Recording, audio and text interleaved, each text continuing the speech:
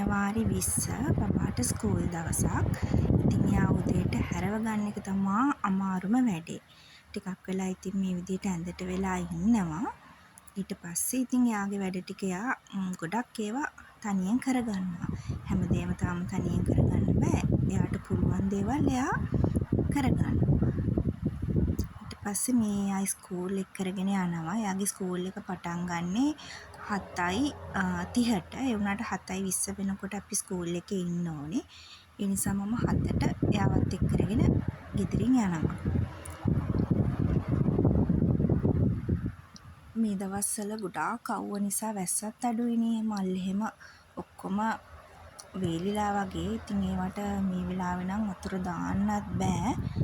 හවස් වෙනකන් ඉන්න ඕනේ වතුර දාන්නත්. මගේ ළඟ තියෙන ගොඩක් මල් අවුවට ඔරොත්තු දෙන ඒවා. ඒ නිසා ගොඩාක් වතුර දාන්න බැරි වුණා කියලා එහෙම ලොකු ප්‍රශ්නයක් වෙන්නෙත් නෑ. මේ මම ඉස්කෝලේ ළඟ බබා එනකම් බලාගෙන ඉන්නවා. එයා එනවා පේනකොට තමයි මම ගේට් එක ළඟට යන්නේ. ඉතින් අපේ බබාට හැමදාම ස්කූල් ඇරලා එනකොට මේ මිල්ක් පැකට් එකක් ඕනේ. ඉතින් ඒකත් බීලා තමයි ගෙදර එන්නේ. මේ ගෙදර එන ගම.